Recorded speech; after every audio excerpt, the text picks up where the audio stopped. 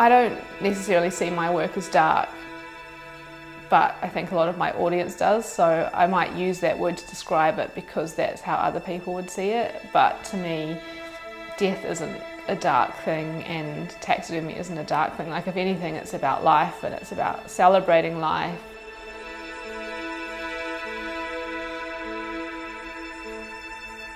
I was an unusual child, as you might be able to imagine, and when I was a kid I was drawn to unusual things, and I was always interested in death and always talking about it, and I guess that's quite normal for kids to go through that phase. I just didn't grow out of it. A lot of people tell me that when they hear about my work, they think it sounds quite frightening and upsetting, but when they actually see it, they think the animals have been treated with respect and with love, and that they look sweet and innocent and beautiful and peaceful, and I guess that's more what I'm trying to achieve than anything that would be considered dark.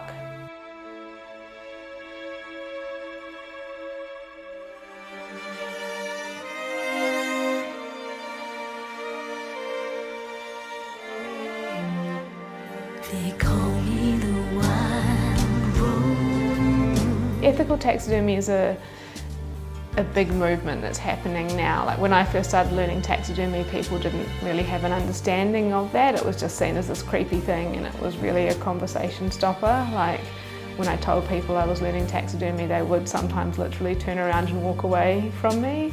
It's come a long way now. It's, you know, it's quite fashionable, and people realise that you don't have to go and shoot something to have it on your wall. Everything has died of natural causes, and the majority of the animals I work on are stillborn. So I have farmer contacts where I get stillborn lambs and calves from. I have contacts with other taxidermists, which is where I generally get the exotic animals from. People donate their pets to me when they die. I find birds and mice and stuff around where I live and where I work. I guess it's, you know, like you're giving life to something in a way, like new life.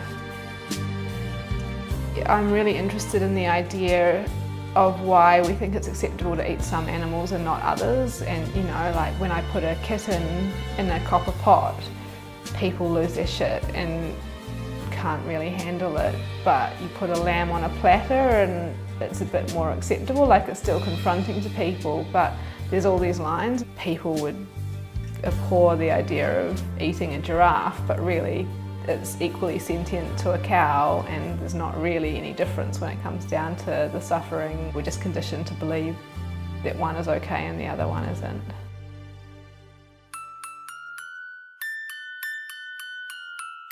This show is called Wholeness and the Implicit Order, and it's based on theoretical physicist David Bohm's book, which is called Wholeness and the Implicate Order. The whole concept started when I acquired a baby giraffe from the freezer of a museum in Tasmania. It had died at the Adelaide Zoo over 30 years ago and had been in this freezer ever since. Because he'd been in the freezer for so long, traditional taxidermy wouldn't have worked, because if you skinned the animal, all of his fur would have fallen out. So we had to freeze dry it, and so he basically, all of the organs and brains are removed, but all of the muscle and bone is still inside, and he gets wired up and posed and everything, and then goes in this big industrial freeze dryer which sucks all the moisture out, and he's, yeah, essentially preserved, or giraffe jerky as we affectionately call them. There's also a baby juvenile zebra. I think it was about one when it died at the zoo, and 3 lion cubs as well. There's this interesting thing that happens when I make work, that stuff just seems to come together, even if it seems like they might be strange bedfellows.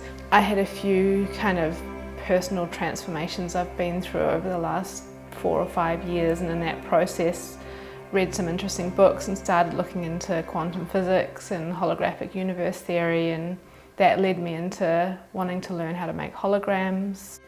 Taxidermy, I guess, has that real feeling of like being quite antiquated, you know, like a hunter's club or lodge or something. And then holograms are that quintessential, like, futuristic, but like cheesy futuristic, and so the idea of kind of capturing taxidermy in a hologram is a really nice juxtaposition to me.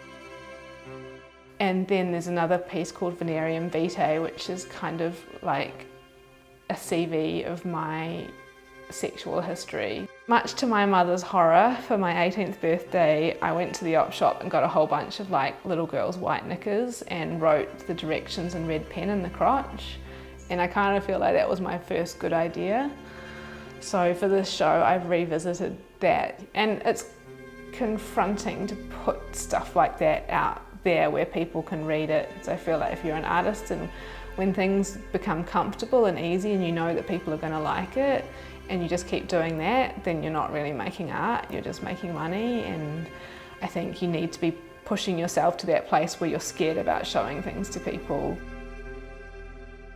Most people consider gold and diamonds and those sort of things very precious, and to me as a jeweller, they have a material value, but they're not necessarily precious because I have access to whatever I want. Whereas as an ethical taxidermist, I have to wait for an animal to die of natural causes to come to me. That then makes the animal more precious than the diamonds and the gold and rubies and things that I use. But then to take that a step further, that life of that animal is then more precious than the dead animal is to me as well. So it's kind of making people question these things, and especially, you know, if you take a rat or something and give it 2 carats of black diamonds for eyes, and all of a sudden this thing that people are terrified of, they're then spending thousands of dollars on one and putting it on their wall, and I find that kind of funny and interesting to be able to change something like that in someone's eyes.